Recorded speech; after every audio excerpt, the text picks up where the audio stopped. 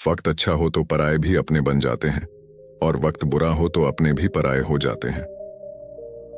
नमस्कार दोस्तों, स्वागत है फिर से एक और नई वीडियो में। अगर आपने ये कहानी अच्छा से सुन ली तो आपके अंदर भी सफलता का आग उत्पन्न हो जाएगा, ये मेरा वादा है। तो चलिए कहानी की ओर चलते हैं। एक बार की बात है, गौतम बुद्ध अपने शिष्यों के साथ एक गांव से दूर किसी बड़े नगर की तरफ जा रहे थे। गर्मी के दिन थे और रास्ता भी बहुत लंबा था। गौतम बुद्ध अपने शिष्यों सहित बहुत देर से चल रहे थे, जिस वजह से उन्हें बहुत प्यास लगती है। वहां से कुछ ही दूरी पर बरगद के वृक्ष की एक घनी छांव थी। सभी लोग उस वृक्ष के पास पहुंच जाते हैं। महात्मा बुद्ध अपने शिष्यों सहित वृक्ष की घनी छाया के नीचे विश्राम करने लगते हैं। बहुत देर से चलने की वजह से सभी का गला प्यास से सूख रहा था। यह बात बुद्ध जानते थे। बुद्ध ने अपने एक शिष्य को कहा, आप इस बरगद की छाया से 20 कदम दूर जाकर बरगद की 2 बार परिक्रमा करके वापस आओ। शिष्य वैसा ही करता है जैसा बुद्ध ने बताया। परिक्रमा के बाद जब शिष्य महात्मा बुद्ध के पास आया तो बुद्ध बोले कि क्या आपको किसी ठंडी हवा का अनुभव हुआ था? शिष्य बोला, हाँ महात्मा, बुद्ध उस उत्तर दिशा की तरफ से मुझे कुछ ठंडी हवा की अनुभव हुआ था। शिष्य की यह बात सुन महात्मा बुद्ध शिष्य से तुरंत बोले कि उसी दिशा में चले जाओ, जरूर वहां से कुछ ही दूर पर एक तालाब अवश्य मिलेगा।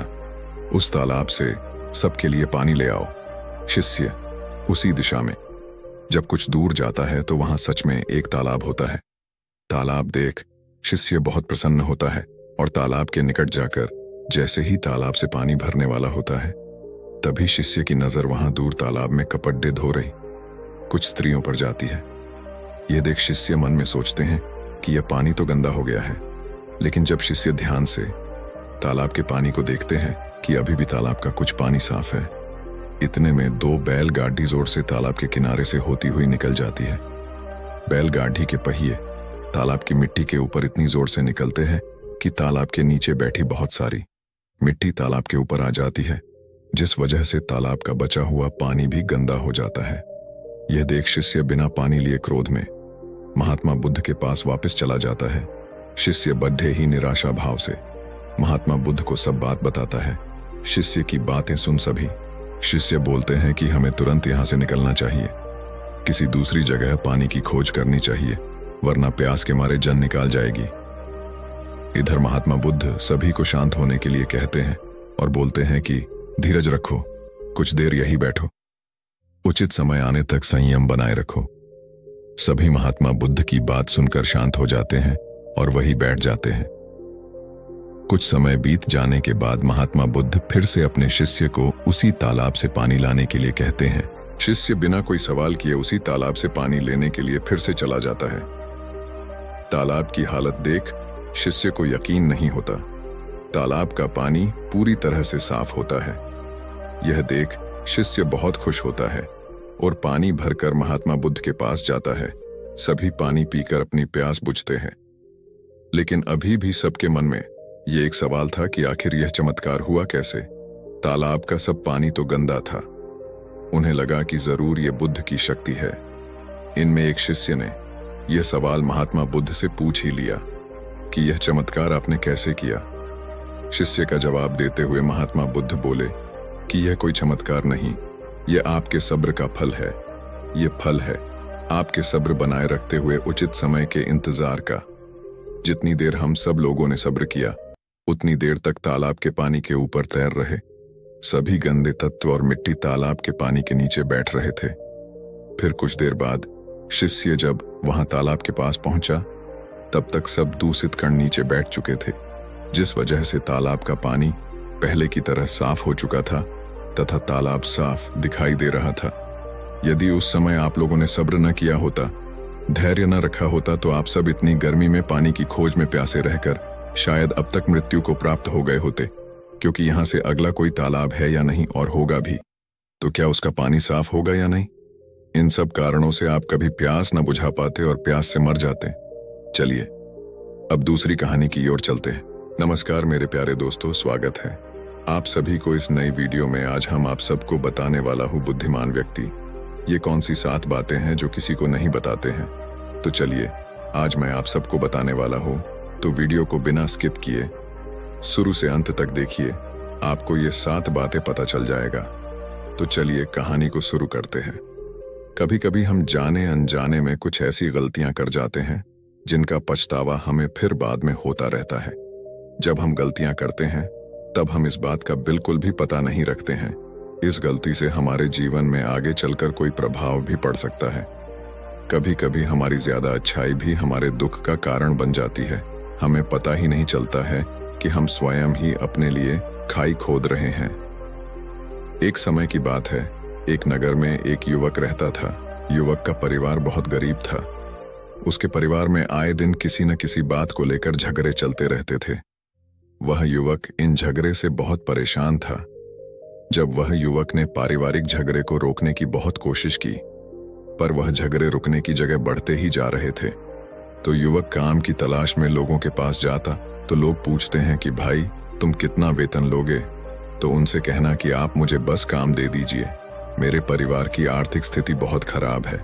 आर्थिक स्थिति बहुत खराब है, मुझे काम की बहुत आवश्यकता है, आप बस मुझे काम पर रख लीजिए और आप जितना दोगे मैं उतना ही ले लूंगा। तो लोग उसकी मजबूरी का फायदा उठाकर उसे कम कीमत पर काम पर रख लेते, क्योंकि उसने लोगों को खुद ही मौका दे दिया। लोगों को पता था कि उसे काम की बहुत जरूरत है, वह कम पैसों में भी काम कर लेगा। और जब वह युवक अपने मित्रों के पास, अपने सगे संबंधियों के पास बैठता, तब भी वह अपनी गरीबी की बातें करता। वह अपने मित्र और सगे संबंधियों से कहता कि मैं क्या करूं, मेरा परिवार बहुत गरीब है, हमें 2 वक्त की दाल रोटी भी ठीक से नसीब नहीं होती और आए दिन परिवार में लड़ाई झगड़े होते रहते हैं। मुझे तो कुछ भी समझ में नहीं आता कि मैं करूं।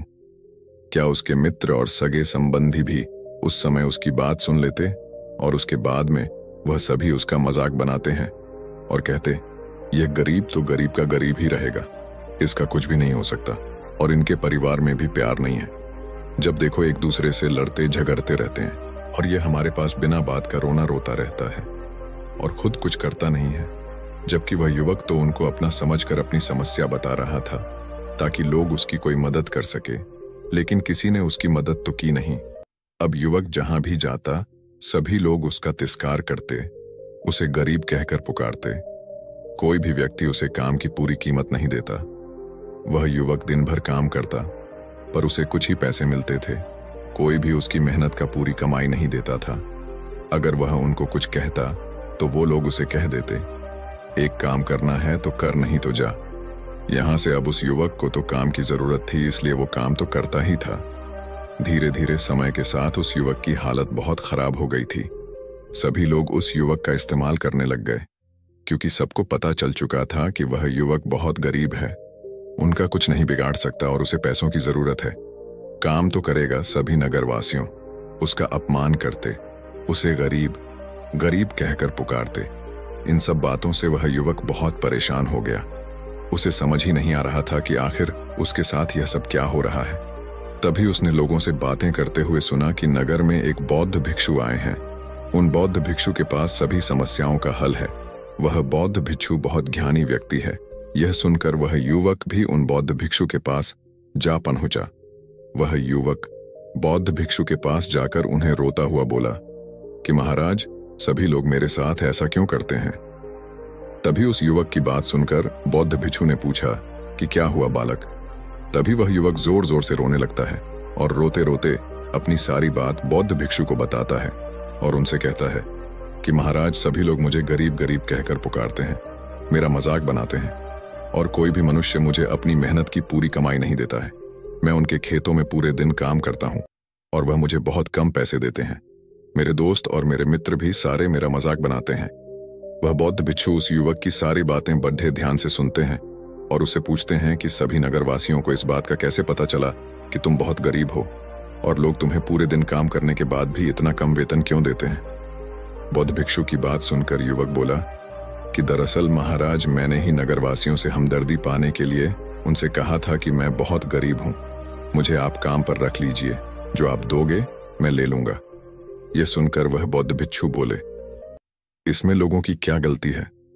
अगर नगरवासी तुम्हारा मजाक बनाते हैं, तुम्हें कम वेतन देते हैं, तो इसमें तुम्हारी गलती है। तुम ही ने उन लोगों को बढ़ावा दिया है।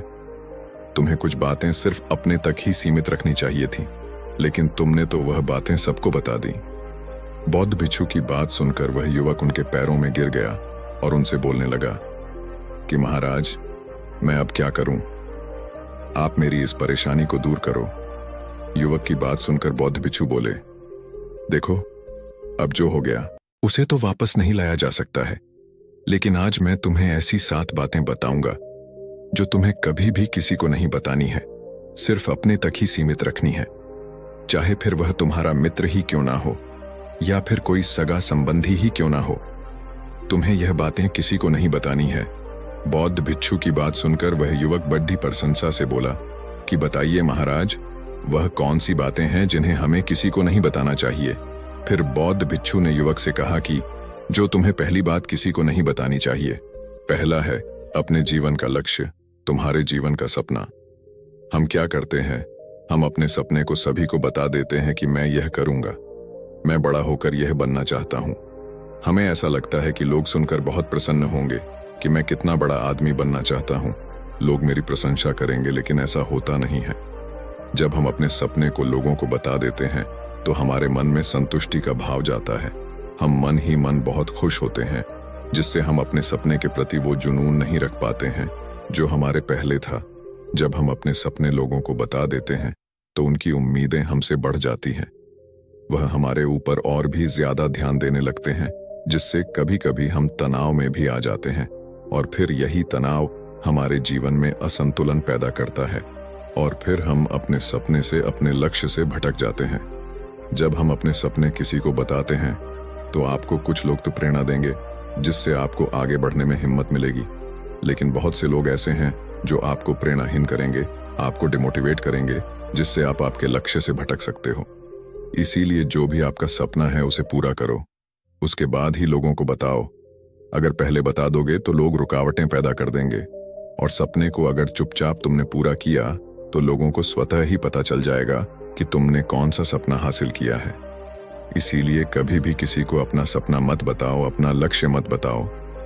फिर बौद्ध भिक्षु ने युवक से कहा कि दूसरी बात जो तुमने किसी को नहीं बतानी है, दूसरी है हमारी समस्याएं, हमारी परेशानियां। हम क्या करते हैं, जैसे हमें कोई समस्या होती है, कोई परेशानी आती है, तो हम तुरंत लोगों के पास उसके समाधान के लिए पहुंच जाते हैं, उन्हें अपना दुखड़ा सुनाने लगते हैं। लेकिन दूसरे लोगों को अपनी परेशानी बताने का मतलब है स्वयं के लिए एक और परेशानी खड़ी करना, क्योंकि जब हम किसी से अपनी परेशानी बताते हैं तब तो हमें बहुत अच्छा महसूस होता है। हमें ऐसे लगता है कि मानो हमारा थोड़ा सा दुख तो चला गया, लेकिन सभी लोग हमारी परेशानियां कम नहीं करते, बल्कि उन्हें और बढ़ा देते हैं और हमारे सामने कई नई परेशानियां खड़ी कर देते हैं। हम जितने लोगों के साथ अपनी समस्याएं बताते हैं, उनमें से 70% लोग तो ऐसे होते हैं जिनको हमारी परेशानियों से कोई फर्क नहीं पड़ता, बल्कि वह तो हमारा मजाक बनाते हैं। और 20% लोगों को यह जानकर खुशी होती है, और 10% ऐसे लोग ही होते हैं कि जिनको थोड़ा बहुत फर्क पड़ सकता है कि हम कितने परेशान हैं, लेकिन फर्क पड़ने का मतलब यह नहीं है कि वह तुम्हारा साथ दे ही देंगे। जब लोग हमारी परेशानियां, हमारी समस्याओं का मजाक बनाते हैं तो हमें बहुत बड़ा दुख होता है। इसीलिए हमें कभी भी अपनी परेशानियां किसी को नहीं बतानी चाहिए, स्वयं ही उनका हल खोजना चाहिए, क्योंकि हमें हमसे बेहतर कोई नहीं जानता और हम खुद ही बिना किसी की मदद से हर परेशानी से बाहर निकल सकते हैं। फिर बौद्ध भिक्षु युवक को तीसरी बात बताते हुए कहते हैं कि तीसरी है, हमें कभी भी अपने परिवार की समस्याएं किसी को नहीं बतानी चाहिए। हम सभी के घर परिवार में कोई ना कोई समस्या जरूर होती है। जहां सब लोग एक साथ रहते हैं तो कहां सुनी भी हो जाती है। हमारी परिवार के साथ हमारे संबंध अच्छे हों या बुरे हों, हमें किसी को भी नहीं बताना चाहिए। जब हम दूसरों को इसके बारे में बताते हैं तो लोग मजे लेकर तुम्हारी बातें सुनते हैं। उन्हें कोई फर्क नहीं पड़ता कि तुम किस परेशानी में हो, बल्कि वह लोग तो उन कमजोरियों का फायदा उठाने की कोशिश करेंगे। तुम्हें तुम्हारे परिवार की समस्याओं को आपस में ही अपने परिवार वालों से बात करके सुलझा लेनी चाहिए, तो तुम्हें दूसरे लोगों को बताने की जरूरत ही नहीं पड़ेगी। और जब हम अपने और अपने परिवार की समस्याएं लोगों को बताते हैं तो लोग हमें कमजोर समझने लगते हैं, हमारे बारे में सोचने लगते हैं कि यह तो कुछ नहीं कर पाएगा, यह अपने परिवार को नहीं संभाल सकता, इतनी छोटी छोटी बातों पर ही परेशान हो रहा है, तो यह आगे चलकर जीवन में बड़ी बड़ी समस्याओं का सामना कैसे करेगा। हम तो लोगों को अपने परिवार की समस्याएं यह सोचकर बताते हैं ताकि वह हमारी मदद कर सके, लेकिन यह दुनिया बहुत मतलबी है। इस दुनिया में कोई आपका खास नहीं है। लोग हमारी बातें मजे ले लेकर सुनते हैं और हमारे सामने तो झूठी हमदर्दी दिखाते हैं, और फिर हमारी पीठ पीछे जो बातें हम उन्हें बताते हैं उन्हें अच्छे से नमक मिर्च लगाकर चारों तरफ फैला देते हैं, जिससे उन लोगों का तो कुछ नहीं बिगड़ता, पर तुम्हारे परिवार की इज्जत मिट्टी में मिल जाती है। लोग तुम्हारे परिवार के बारे में तरह तरह की बातें बनाने लगते हैं, एक बात की 100 बात करने लगते हैं, जो बात हुई नहीं उस बात को भी नमक मिर्च लगाकर बता दे हैं। इस दुनिया में घाव पर मरहम लगाने वाले तो कम है और नमक छिड़कने वाले बहुत ज्यादा हैं। इसलिए कभी भी किसी को अपने परिवार की स्थितियों के बारे में नहीं बताना चाहिए। चौथी है, अपनी संपत्ति किसी को मत बताना। फिर बौद्ध भिक्षु ने उस युवक को चौथी बात बताते हुए कहा कि तुम लोगों के सामने इस बात को कभी मत बताना कि तुम किन चीजों के मालिक हो या फिर तुम्हारे पास क्या क्या है। तुम तो लोगों को ऐसे ही अपने बारे में बताते हो कि तुम्हारे पास इतने बंगले हैं, इतनी गाड़ी है, इतना धन है, ताकि लोगों को पता चल सके, लेकिन तुम ये सोचकर उन्हें नहीं बता रहे हो कि तुम उन्हें नीचे दिखाने की कोशिश कर रहे हो। लेकिन लोग तुम्हारी बातों का गलत मतलब निकाल सकते हैं। वह सोच सकते हैं कि तुम उन्हें नीचा दिखाने के लिए यह सब बातें कर रहे हो, और फिर वह तुमसे नफरत करने लगेंगे। उस समय तो वह कुछ नहीं बोलेंगे, लेकिन अंदर ही अंदर वह तुमसे नफरत करने लग जाएंगे और तुमसे दूर होने लग जाएंगे। तुम्हें गिराने की कोशिश करेंगे, और हो सकता है कि तुम्हारी बातें सुनकर तुम्हारे पास इतना धन है, यह जानकर कुछ लोग तुम्हारे से झूठे रिश्ते बना लें, तुमसे अपना मतलब भी निकलवा सकते हैं। इस दुनिया में ऐसे बहुत से मतलबी लोग हैं जो लोगों से बस धन पाने की चाहत में रिश्ता जोड़ते हैं। इसीलिए तुम्हें अपना धन किसी को नहीं बताना चाहिए। समय के खेल का किसी को पता नहीं। आज अच्छा है तो जरूरी नहीं कल भी अच्छा हो। मान लो आज तुम्हारे पास खूब धन दौलत है, लेकिन अगर कभी आपके पास नहीं रहे और आप लोगों से मदद मांगोगे तो लोग आपकी मदद नहीं करेंगे, बल्कि आपको ताने मरेंगे। आपसे कहेंगे कि तुम्हारे पास तो इतना धन था, कहां गया? वह धन तुम सच बोलते थे या फिर झूठ मूठ का गुणगान करते रहते थे। और हमें अपनी धन दौलत की बात लोगों के सामने इसलिए भी नहीं बतानी चाहिए, और हमें अपनी धन दौलत की बात लोगों के सामने इसलिए भी नहीं बतानी चाहिए क्योंकि इस दुनिया में बहुत से ऐसे लोग हैं जिनके पास पीने के लिए स्वच्छ पानी भी नहीं है। वह गंदा पानी पीते हैं। उनके पास खाने के लिए 2 वक्त की रोटी भी नहीं है, जबकि तुम्हारे पास सब कुछ है। इसीलिए कभी भी खुद से गरीब लोगों के सामने कभी भी अपने धन का दिखावा ना करें। हो सके तो उनकी मदद कर दें। 5वीं है, कभी भी अपनी सफलता का रहस्य किसी को मत बताना। फिर बौद्ध भिक्षु ने उस युवक को 5वीं बात बताते हुए कहा कि कभी भी अपनी सफलता का रहस्य किसी को मत बताना। हमने सफलता हासिल कैसे की है यह बताना कोई गलत नहीं है। अगर कोई मनुष्य उससे सीखकर आगे बढ़ता है तो यह बहुत अच्छी बात है, लेकिन अधिकतर लोग क्या करते हैं, हमारे बताए गए रास्ते पर हूबहू चलना शुरू कर देते हैं, और अगर वह हमारे बताए गए रास्ते पर चलकर असफल हो जाते हैं तो फिर वह हमें ही दोष देने लगते हैं, जबकि हमने तो उनके लिए अच्छा ही किया था, मगर वह हमें ही दोषी मानने लगते हैं और कहते हैं कि काश मैं इसकी बातों में नहीं आया होता, इसने तो मुझे गलत रास्ता बता दिया। जबकि सबके लिए सफलता का एक ही तरीका काम नहीं करता। जिस तरीके से तुम सफल हुए हो जरूरी नहीं कि वैसे ही उन्हें भी सफलता मिल जाए। इसीलिए कभी भी किसी को अपनी सफलता का रहस्य मत बताओ। अगर वह मनुष्य सच में ही तुमसे सफलता का मार्ग जाने की कोशिश करें और उस कार्य उसे बहुत लगन हो और वह बहुत दृढ़ संकल्पी हो कि नहीं मुझे तो यह कार्य करना ही है, तो तुम उसे जरूर बता सकते हो, लेकिन तुम आगे से कभी भी किसी को कुछ मत बताओ। नहीं तो अगर वह लोग असफल रहे तो वह तुम्हें ही दोषी मानने लगेंगे।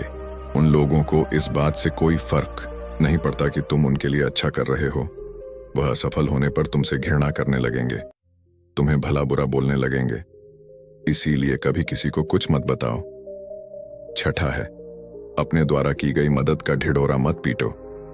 फिर बौद्ध भिक्षु ने उस युवक को छुट्टी बात बताते हुए कहा, अगर तुम किसी की मदद करते हो तो मदद को लोगों के सामने मत लाओ। क्योंकि इस दुनिया में बहुत से लोग गरीब हैं जिनको हमारी दया दान की आवश्यकता है।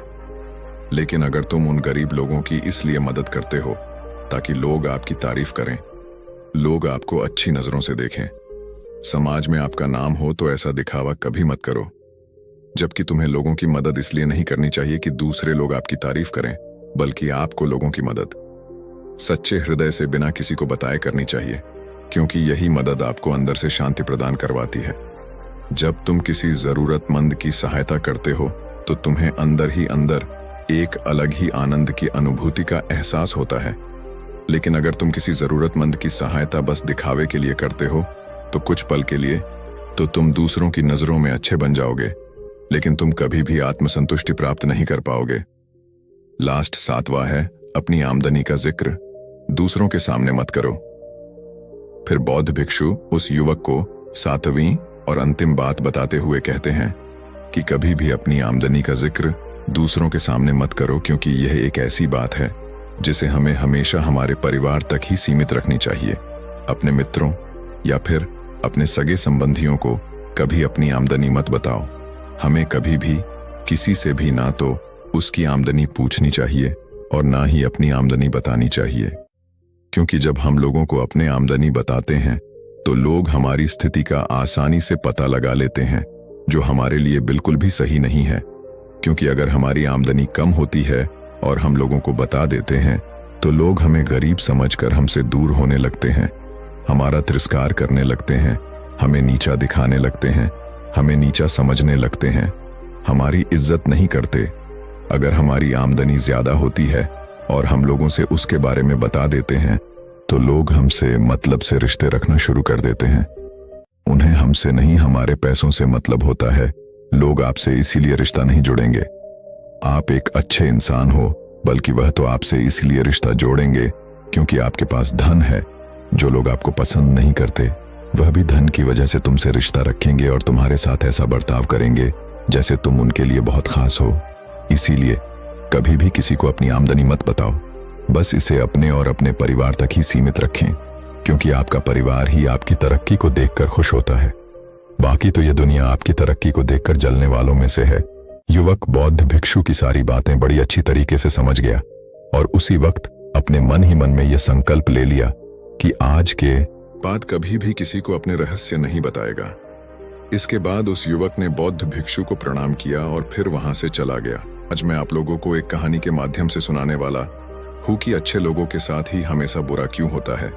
तो चलिए, कहानी शुरू करने से पहले आप सभी से निवेदन है कि वीडियो को लाइक और चैनल को सब्सक्राइब कर दीजिए, ताकि ऐसे ही वीडियो मैं हमेशा लाता रहूं। अब चलिए कहानी की ओर चलते हैं, जो स्वभाव से बहुत अच्छे प्रतीत होते हैं, यानी कि सब लोगों की मदद करते हैं, सबसे अच्छा व्यवहार रखते हैं। लेकिन इसके साथ हमने ये भी देखा होगा कि ऐसे लोग जो स्वभाव के अच्छे होते हैं, दूसरों की मदद करते हैं, वो दुखी भी ज्यादा रहते हैं, और जो लोग स्वार्थी होते हैं वो फलते फूलते चले जाते हैं। तो ऐसे में परमात्मा की सत्ता पर उंगली उठाना निश्चित है। लेकिन अगर ये सत्य है तो हमें कौन सा मार्ग अपनाना चाहिए?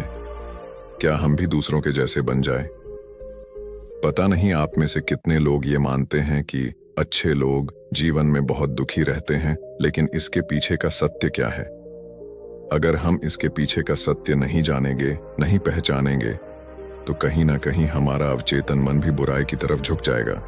इसीलिए अपने मन में ऐसे विचार पनपने से पहले इस बात की पूरी सच्चाई, पूरा निष्कर्ष निकाल लें, ताकि भविष्य में आपको अपने अच्छे होने पे पश्चाताप ना हो, दुख ना हो। आज की जो बौद्ध कहानी मैं आपको सुनाने वाला हूं, उसमें आपको 5 ऐसे तरीके पता चलेंगे जिसके माध्यम से अगर आप कर्म करते हैं तो आप अच्छे कर्म भी कर पाएंगे और दुखी भी नहीं होंगे। एक गांव में आनंद नाम का एक युवक रहता था। उसका भरा पूरा परिवार था। उसके 2 बच्चे थे, उसकी पत्नी थी, लेकिन उसके माता पिता इस दुनिया से चल बसे थे। इसीलिए पूरे परिवार की जिम्मेदारी उसी के कंधों पर थी। बच्चे अपनी पढ़ाई करते थे और उसकी पत्नी अपने घर गृहस्थी के कामों के साथ गाय, भैंस, बकरी इत्यादि का दूध बेचकर अपना घर चलती थी और आनंद पहाड़ में पत्थर तोड़ने का काम करता था। बहुत ही मेहनत भरा काम था। पूरे दिन काम करता तो रात को थक कर घर पर वापस लौटता। लेकिन इतनी मेहनत करने के बाद भी अगर आनंद को गांव का कोई भी आदमी मदद के लिए बुलाता तो आनंद कभी भी मना नहीं करता था। उसके जीवन का एक ही सिद्धांत था, अगर मैं दूसरों की मदद करूंगा तो परमात्मा मेरा साथ देंगे, परमात्मा मेरे साथ कुछ बुरा नहीं होने देंगे। आनंद अपने इस सिद्धांत का पालन बहुत ही कड़ाई के साथ करता था। वह इस सिद्धांत पर इतना विश्वास करता था कि अगर कोई बाहर का आदमी उससे मदद मांग ले तो वो अपने घर का काम भी अधूरा छोड़कर उस आदमी की मदद करने के लिए पहुंच जाता था, जिसकी वजह से उसकी पत्नी बहुत परेशान रहती थी। वो अक्सर आनंद को समझाने की कोशिश करती थी कि सबसे पहले अपना काम करो, अपने परिवार को देखो, दो दो बच्चे हैं हमारे और फिर भी तुम दूसरों के काम करने में लगे रहते हो। अरे अपने घर को तो संभालो, अपना घर संभाल नहीं रहा, दूसरों की मदद करने चले हैं। और जब ऐसी ऐसी बातें आनंद के कानों में पड़ती तो उसके हृदय में कांटा चुभने लगता था और उन दोनों में लड़ाई झगड़ा शुरू हो जाता था। अक्सर उनके लड़ाई झगड़े का यही सबसे बड़ा कारण होता था, लेकिन न तो आनंद अपने आप को बदल पाया और न ही उसकी पत्नी ने उसको समझाना कभी बंद किया। इसी वजह से आए दिन उनके घर में क्लेश होता रहता था। जहां तक उस गांव वालों की बात थी तो वो आनंद के स्वभाव को जानते थे और वो जानबूझकर जो काम आसान भी होता था, जो उनके सामर्थ्य में भी होता था, उस काम के लिए भी वो आनंद को बुलाते थे ताकि उन्हें कम मेहनत करनी पड़े। कहने का अर्थ ये है कि गांव वाले आनंद की इस शिष्टाचार का फायदा उठाते थे, लाभ उठाते थे और सब पीछे से उसका मजाक उड़ाते थे, उसे बेवकूफ कहते थे। ऐसे ही समय भी तरह और एक दिन आनंद की पत्नी बहुत ज्यादा बीमार पड़ गई। आनंद से जो कुछ भी सेवा हो सकती थी उसने वो सब अपनी पत्नी के लिए किया। उसने गांव के वैद्य को बुलाकर अपनी पत्नी की जांच करवाई, लेकिन ये रोग उस वैद्य की पकड़ के बाहर था। इसीलिए उस वैद्य ने कहा कि तुम अपनी पत्नी को नगर में जाकर किसी बड़े वैद्य को दिखाओ तो तुम्हारी पत्नी की जान बच सकती है। जल्द से जल्द नगर पहुंचने की व्यवस्था करो, नहीं तो तुम्हारी पत्नी के प्राण संकट में हो जाएंगे। ये सुनकर आनंद के पैरों तले जमीन फिसल गई। उसने ये नहीं सोचा था कि उसकी पत्नी के प्राण संकट में है। वो सोच रहा था कि कोई साधारण सा रोग होगा जिसका इलाज हो जाएगा, लेकिन जब उसने वैद्य की यही बात सुनी तो वो घबरा गया। अब पत्नी को नगर तक कैसे लेकर जाएं? क्योंकि उसके पास इतना धन नहीं था कि वो अपनी पत्नी के लिए एक घोड़ा गाड़ी करके उसमें अपनी पत्नी को लिटाकर नगर में ले जा सके। उसकी पत्नी की हालत बिल्कुल चलने की भी नहीं थी, इसलिए उसे नगर पहुंचाने के लिए किसी घोड़ा गाड़ी की जरूरत थी। संयोग से उसके पड़ोसी धनमू के पास एक घोड़ा गाड़ी थी। वो अक्सर व्यापार के लिए अपनी घोड़ा गाड़ी नगर में लेकर जाया करता था। इसीलिए आनंद के मन में विचार आया कि मैं धनमू की घोड़ा गाड़ी ले सकता हूं। मैं धनमू की इतनी मदद करता हूं, कभी उसके काम को नहीं टालता, तो वो तो मेरे काम को कभी मना ही नहीं कर सकता। और यही सोचकर वो घोड़ा गाड़ी लेने के लिए धनमू के पास पहुंच जाता है। लेकिन धनमू बहुत ही चालाक इंसान था। वो बिना किराए के अपनी घोड़ा गाड़ी अपने सगे संबंधियों के लिए भी नहीं ले जाता था। तो आनंद की तो दूर की बात रही। जब आनंद ने उससे घोड़ा गाड़ी के बारे में पूछा तो उसने ये कहकर उसका ये काम टाल दिया कि मेरे घोड़े बहुत ज्यादा बीमार हैं, वो शायद बच भी मुश्किल से पाएंगे। 5 दिनों से वो कुछ नहीं खा रहे, तो ऐसे में बेचारा घोड़ा गाड़ी लेकर कहा नगर तक पहुंच पाएगा। हाँ, अगर तुम कुछ धन की व्यवस्था कर सकते हो तो मैं अपने एक मित्र की घोड़ा गाड़ी तुम्हारे लिए मंगवा सकता हूं। ये सुनकर आनंद परेशान और चिंतित हो गया, क्योंकि उसके पास धन तो था ही नहीं। इसका मतलब उसकी पत्नी बड़े नगर में वैद्य के पास इलाज के लिए पहुंच ही नहीं पाएगी। उलझन भरे हुए विचार लिए हुए जब आनंद वापस आ रहा था तो उसने एक दिल दहलाने देने वाला दृश्य देखा। उसने देखा कि धनमू के घोड़े, जो धनमू के अनुसार बीमार थे और कुछ खा भी नहीं रहे थे, वहीं घोड़े गांव का ही एक युवक उसकी बाट से खोलकर बाहर ला रहा था और गाड़ी में उसको जोत रहा था।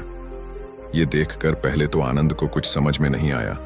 उसके बाद जब आनंद ने उस युवक से पूछा तो उसने बताया कि धनमू ने ये घोड़ा गाड़ी उसे किराए पर दी है। यह सुनकर आनंद का दिल टूट गया। उसने कभी सपने में भी नहीं सोचा था कि उसका सबसे अच्छा मित्र धनमू उसके साथ ऐसा कर सकता है। हालांकि ये इस बात पर दुखी होने का वक्त नहीं था, इसीलिए आनंद वहां से जल्दी से लौट जाता है और गांव के ही एक सेठ के पास जाकर कुछ धन उधार लेकर धनमू को दे देता है। धनु अपने मित्र की घोड़ा गाड़ी मंगवा देता है, जिसके बाद वो अपनी पत्नी को वैद्य के पास नगर में ले जाता है। जब उसकी पत्नी का इलाज चल रहा था तो आनंद यही सोच रहा था कि एक वो दिन था जब धनमू की बेटी बीमार हो गई थी और धनमू यहाँ पर नहीं था, तो मैं पूरी रात वैद्य जी के पास उसके लिए बैठा रहा था, उसकी देख रेख की थी, उसकी सेवा की थी। इतने दिनों तक धनमू नहीं आया था, तब मैं ही उसके परिवार की देख रेख किया करता था। हाय कैसा दुर्भाग्य है ये जिसके लिए मैंने इतना कुछ किया।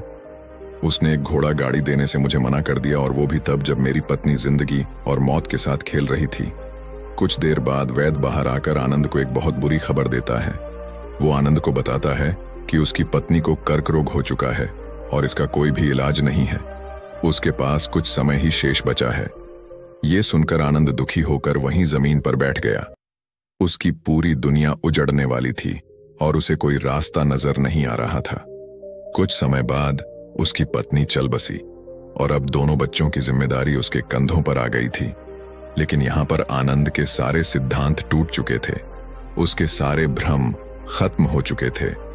अब उसके दिमाग में एक ही बात थी कि अच्छा कर्म करने से परमात्मा साथ नहीं देता, बल्कि बुरे लोग फलते फूलते हैं, और इस बात का मैं सबसे बड़ा गवाह हूं। ये विचार अक्सर उसके दिमाग में चलते रहते थे और इसी वजह से उसका मन धीरे धीरे संन्यस्त हो गया, देश दुनिया से दूर हट गया। और एक दिन ऐसा भी आया जब वो अपने बच्चों को अपने रिश्तेदारों के पास छोड़कर इस देश दुनिया को त्याग कर एक सन्यासी बनने के लिए घर से निकल पड़ा। उसने गांव में किसी को कुछ नहीं बताया। किसी को नहीं पता था कि आनंद अचानक कहां गायब हो गया। सन्यास की दीक्षा लेने के लिए वो एक बौद्ध भिक्षु के पास पहुंचता है। बौद्ध भिक्षु उस समय ध्यान में बैठे हुए थे। ध्यान से बाहर आने के बाद वो बड़े ध्यान से आनंद के चेहरे को देखते हैं और उससे सन्यासी बनने का कारण पूछते हैं। इस पर आनंद उन्हें अपनी पूरी आपबीती सुना देता है और कहता है कि हे महात्मा, इस दुनिया से मुझे कुछ भी हासिल नहीं हुआ। मेरा मन इस दुनिया से विरक्त हो चुका है। जब अपने दोस्तों ने ही मेरा साथ नहीं दिया तो इस दुनिया में रहने का क्या मतलब, और इसी वजह से मैं सन्यासी बनना चाहता हूं। ये सुनने के बाद बौद्ध भिक्षु ने उपदेश देना शुरू किया। उन्होंने कहा कि याद रखना बेटा, जीवन से विरक्त होकर सन्यासी बनना तुम्हें परम सुख तक कभी नहीं पहुंचा सकता, परमानंद तक कभी नहीं पहुंचा सकता। तुम दुनिया से अपने मन पर एक बोझ लेकर विरक्त हुए हो। तुम दुनिया से परमात्मा की खोज करने के लिए विरक्त नहीं हुए हो। इस भ्रम में कभी मत रहना। तुम संसार से विरक्त हुए हो क्योंकि संसार ने तुम्हें धोखा दिया, ऐसा तुम्हें लगता है। इसीलिए तुम परमात्मा पे कभी विश्वास नहीं कर पाओगे और न ही उन पर अपनी पूर्ण आस्था बना पाओगे। इसीलिए सन्यासी होने का भी तुम पूरा लाभ कभी नहीं उठा पाओगे। सन्यासी होने का लाभ तब मिलता है जब हमारी प्रभु में, परमेश्वर में, परमात्मा में पूर्ण आस्था बन जाती है। मैं तुमसे पूछता हूं, क्या तुम्हारी आस्था परमात्मा में है? ये सुनकर आनंद कहता है कि हे महात्मा, मैं तो दुनिया देखकर आया हूं कि जो बुरे कर्म करता है वो फलता फूलता है, और जो अच्छा काम करता है उसे कुछ भी नहीं देता। परमात्मा उसे दुख ही दुख देता है। इसीलिए मैं परमात्मा पर अपनी पूर्ण आस्था कैसे बना सकता हूं?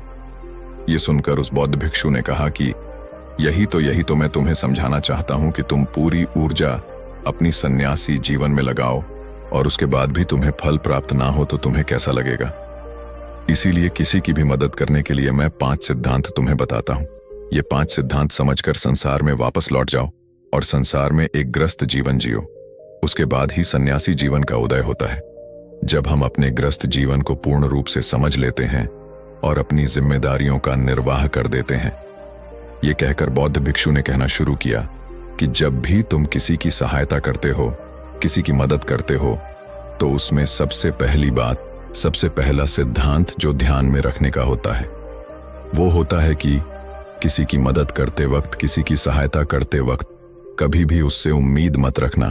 ये मत सोचना कि आज मैंने इसकी सहायता कर दी, मदद कर दी, तो कल बदले में ये भी मेरी सहायता करेगा, मेरी मदद करेगा। अगर तुम ऐसा सोचोगे तो तुम्हें जीवन में दुखों का सामना करना ही पड़ेगा, क्योंकि एक नहीं तो दूसरा, या दूसरा नहीं तो तीसरा, कोई ना कोई तुम्हारी उम्मीद जरूर तोड़ेगा, और वास्तविकता में वो मदद या वो सहायता नहीं होती है। वो हमारे लालच का ही एक रूप होता है। हम उसकी सहायता या मदद निर्भर तरीके से नहीं कर रहे हैं।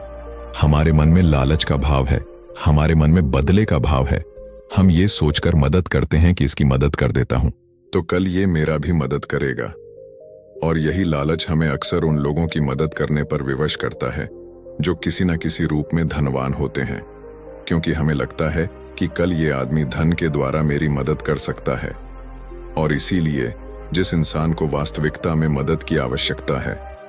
हो सकता है वो गरीब हो, लेकिन हमारा मन अपने लालच के वशीभूत होकर उसकी मदद कभी नहीं करेगा।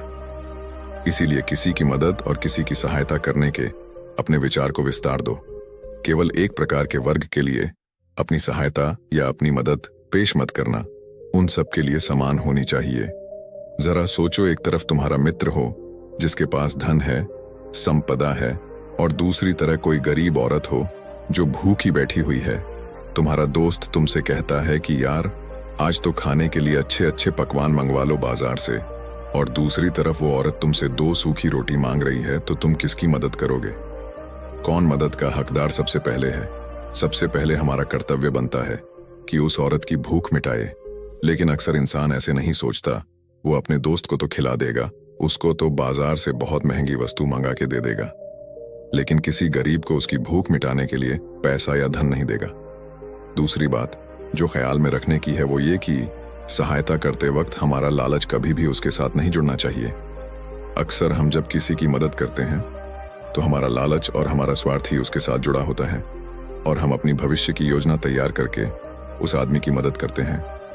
हम ये सोचते हैं कि अगर मैं इसका ये काम करूंगा तो भविष्य में ये आदमी मेरा वो काम पूरा कर देगा, और वो सहायता, वो मदद बिल्कुल भी परमात्मा के द्वार को नहीं खटखटाती, क्योंकि वो लालच है। जाहिर है आप अपने आप को धोखा देने के लिए अपने लालच को एक सहायता, एक मदद का रूप दे रहे हैं। तीसरी बात जो ख्याल रखने की है वो ये कि अपने सामर्थ्य के हिसाब से दूसरे की मदद करो। कभी भी एक ग्रस्त आदमी को किसी की इतनी सहायता नहीं करनी चाहिए जिससे कि उसका परिवार और उसके बच्चे कष्ट में जीवन बिताएं। सबसे पहला फर्ज हमारा होता है अपने परिवार को सुखी रखना, उनकी जरूरतें पूरी करना, और उसके बाद दूसरों की मदद करना आता है। लेकिन कुछ लोग दूसरों की मदद पहले करते हैं और अपने परिवार को तवज्जो कम देते हैं, जिससे कि परिवार में लड़ाई झगड़े आए दिन पनपते रहते हैं, और ये सब हम समाज में देखते रहते हैं अपने आसपास। अगली बार जो ख्याल में रखने की होती है वो ये कि अपना कर्म, अपनी जिम्मेदारियां पहले निभानी होती है। हम अपना कर्म, अपना काम छोड़कर पहले दूसरों की मदद करने के लिए चले जाते हैं, और जब दूसरा बदले में हमारी मदद नहीं करता तो हमारा दिल दुखी हो जाता है। हम सोचते हैं कि मैंने तो अपना काम छोड़कर उस आदमी की मदद की थी और वो आदमी मेरी मदद ही नहीं कर रहा है।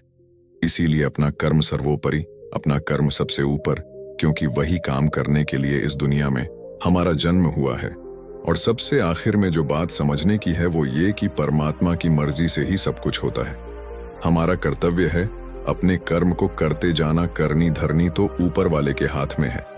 इसीलिए जो कुछ भी होता है सब ऊपर वाले पे छोड़ दो। अगर तुम्हें कोई धोखा भी देता है तो ये समझ के चलो कि वो सब ऊपर वाले की करनी होती है। आप ये मान के चलो कि मैं करता नहीं हूं, मैं तो एक माध्यम हूं, करवाने वाला तो वो है, उसके सामने किसकी मर्जी चली। जब ये आस्था, ये विश्वास हमारे मन में पनपने लगता है तो हमारी सारी शिकायतें दूर हो जाती हैं, क्योंकि इस दुनिया में जो भी होता है अच्छे के लिए होता है। जो भी हो रहा है अच्छे के लिए हो रहा है, और जो भी होगा अच्छा ही होगा। चाहे हमारी बुद्धि आज वर्तमान में इस सिद्धांत को ना समझ पाए, लेकिन जीवन में कभी ना कभी किसी ना किसी मोड़ पर आपको जरूर ये एहसास होगा कि जो हुआ था वो अच्छे के लिए ही हुआ था। इसीलिए सारी शिकायतें दूर कर दो और बस अपना कर्म करते जाओ। अपने ग्रस्त जीवन को पूर्ण रूप से झीलो, और उसके बाद ही सन्यासी जीवन की नींव होती है। इसके बाद बौद्ध भिक्षु ने आनंद को कहा कि वापस अपने गांव लौट जाओ, अपनी बेटियों को वापस लेकर आओ, उन्हें पालो पोसो, अपने बच्चों को वापस लेकर आओ, दूसरी शादी कर लो, लेकिन बच्चों का पालन पोषण अच्छे तरीके से करो। ये सुनकर आनंद अपने बच्चों के साथ अपने गांव में वापस लौट आता है। गांव में किसी को खबर नहीं थी कि आनंद कहां पर गया हुआ था और वो क्या ज्ञान लेकर वापस लौटा है। लेकिन अगले दिन सुबह सुबह गांव वालों ने आनंद के चेहरे पर एक अलग ही चमक, एक अलग ही आभा पाई। धन्यवाद दोस्तों।